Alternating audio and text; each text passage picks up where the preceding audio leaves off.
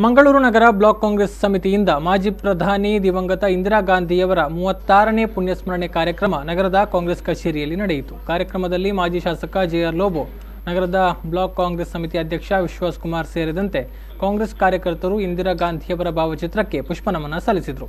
ಈ ವೇಳೆ ಮಾತನಾಡಿದ ಮಾಜಿ ಶಾಸಕ ಜೆಆರ್ ಲೋಬೋ ಅವರು, ಇಂದಿರಾ ಗಾಂಧಿಯವರು ದೇಶದ ಮಹಾನ್ ಶಕ್ತಿ. ಇವತ್ತು ಶಿಕ್ಷಣ ಕ್ಷೇತ್ರದಲ್ಲಿ, ಮಾಹಿತಿ ತಂತ್ರಜ್ಞಾನದಲ್ಲಿ, ಬಾಹ್ಯಾಕಾಶದಲ್ಲಿ ಎಲ್ಲ ಕ್ಷೇತ್ರದಲ್ಲೂ ಮುಂದಿದ್ದೇವೆ. ಇದನ್ನೆಲ್ಲ ಮಾಡಿದ್ದು ಕಾಂಗ್ರೆಸ್ ಪಕ್ಷ ಅಂತ ಹೇಳಿದರು. ಶಿಕ್ಷಣ ಇಲ್ಲ, ಸಮೃದ್ಧಿ ಶಿಕ್ಷಣವನ್ನು ಮಾಡಿ ಕಾಂಗ್ರೆಸ್ ಪಕ್ಷ ಎಲ್ಲ ರೀತಿಯಲ್ಲೂ ಕೂಡ ಮಾಹಿತಿ ತಂತ್ರಜ್ಞಾನ ಅಥವಾ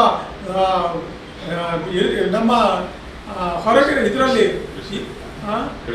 ಕೃಷಿಯಲ್ಲಿ ಆಗಲಿ, ಮಾಹಿತಿ ತಂತ್ರಜ್ಞಾನವಾಗಲಿ ಅಥವಾ ಬಾಹ್ಯಾಕಾಶದಲ್ಲಿ ಆಗಲಿ, ಬಾಹ್ಯಾಕಾಶದಲ್ಲಿ ಇವತ್ತು ನಾವು ಅಂತಾರಾಷ್ಟ್ರೀಯ ಮಟ್ಟದಾಗೆ ಹೋಗಿದ್ದೀವಿ, ಸ್ಥಾನ ಪಡ್ಕೊಂಡಿದ್ದೀವಿ. ಇದನ್ನೆಲ್ಲ ಮಾಡಿರುವುದು ಕಾಂಗ್ರೆಸ್ ಪಕ್ಷ. ಕಾಂಗ್ರೆಸ್ ಪಕ್ಷದ ಮುಂದಾಲೋಚನೆ.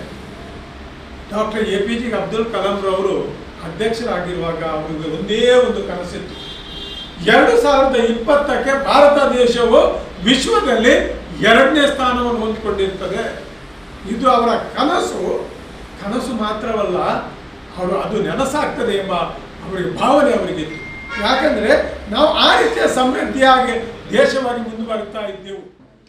ಬಳಿಕ ಮಂಗಳೂರು ನಗರ ಬ್ಲಾಕ್ ಕಾಂಗ್ರೆಸ್ ಸಮಿತಿ ಅಧ್ಯಕ್ಷ ವಿಶ್ವಾಸ್ ದಾಸ್ ಕುಮಾರ್ ಮಾತನಾಡಿ, ಇಂದಿರಾ ಗಾಂಧಿಯವರ ಕಾಲದಲ್ಲಿ ಕೃಷಿ ಮಸೂದೆ, ಕಡಿಮೆ ಬಡ್ಡಿ ದರದಲ್ಲಿ ಸಾಲ ಸೌಲಭ್ಯ, ಉಳುವವನೇ ಹೊಲದೊಡೆಯ ಇತ್ಯಾದಿ ಅನೇಕ ಕಾರ್ಯಕ್ರಮಗಳನ್ನು ಜಾರಿಗೆ ತಂದಿದ್ದು ಕಾಂಗ್ರೆಸ್ ಪಕ್ಷ ಅಂತ ಹೇಳಿದರು. ಆ ಕಷ್ಟ ಕಾಲಗಳಲ್ಲಿ ಅವರು ನಾಯಕತ್ವವನ್ನು ಪಡೆದಂತಹ ಪ್ರಧಾನಿ ಆದಂಥ ಸಂದರ್ಭದಲ್ಲಿ ನಮ್ಮ ದೇಶದಲ್ಲಿ ಬಹಳಷ್ಟು ಸಮಸ್ಯೆಗಳಿತ್ತು. ಅದು ಕೂಲಿ ಕಾರ್ಮಿಕರಿರ್ಬೋದು, ಅಥವಾ ಅಸ್ಪೃಶ್ಯತೆ ಇರ್ಬೋದು, ಅಥವಾ ಭೂ ಮಸೂದೆ ಕಾಯ್ದೆಯನ್ನು ಜಾರಿಗೆ ತಂದರು, 20 ಅಂಶ ಕಾರ್ಯಕ್ರಮಗಳ ಮೂಲಕ ಬಡ ಜನರಿಗೆ ಬ್ಯಾಂಕ್ ರಾಷ್ಟ್ರೀಕರಣ ಇರ್ಬೋದು, ಅಥವಾ ಕೃಷಿ ಮಸೂದೆಗಳನ್ನು ಒಂದು ಜಾರಿಗೆ ತರುವ ಮೂಲಕ ಕೃಷಿ ಜನರಿಗೆ ಅವರ ಕೃಷಿಗೆ ಅಭಿವೃದ್ಧಿಗೋಸ್ಕರ ಒಂದು ಕಡಿಮೆ ಬಡ್ಡಿ ದರದಲ್ಲಿ ಸಾಲ ಸಿಗುವಂತೆ ಬ್ಯಾಂಕಿನಲ್ಲಿ ಮಾಡಿದಂಥ ಕಾರ್ಯಕ್ರಮ ಇರ್ಬೋದು, ಅಥವಾ ಬಡ ಜನರಿಗೆ ಎಲ್ಲ ರೀತಿಯ ಮನೆಯಲ್ಲಿ ಅವರಿಗೆ ವಾಸ ಮಾಡಿ, ಈಗ ನಾವು ಉಳುವವನೇ ಹೊಲದೊಡೆ ಎಂಬ ಒಂದು ಭೂ ಮಸೂದೆ ತಂದ್ರಿಂದ ಪ್ರತಿಯೊಬ್ಬರು ಒಂದು ಭೂಮಿಯ ಅವನು ಯಾರು ಉಳ್ತಾ ಇದ್ದಾನ ಅವನಿಗೆ ಆ ಭೂಮಿಯ ಒಡೆತನ. ಈ ವೇಳೆ ದಿವಂಗತ ಮಾಜಿ ಪ್ರಧಾನಿ ಇಂದಿರಾ ಗಾಂಧಿಯವರ ಸಾಕ್ಷ್ಯ ಚಿತ್ರಗಳನ್ನು ಪ್ರದರ್ಶನಕ್ಕೆ ಇಡಲಾಗಿತ್ತು. ಕಾಂಗ್ರೆಸ್ ಮುಖಂಡರಾದ ಶಶಿಧರ ಹೆಗ್ಡೆ ಸೇರಿದಂತೆ ಅನೇಕ ಮುಖಂಡರು ಈ ಸಂದರ್ಭದಲ್ಲಿ ಜೊತೆಗಿದ್ದರು.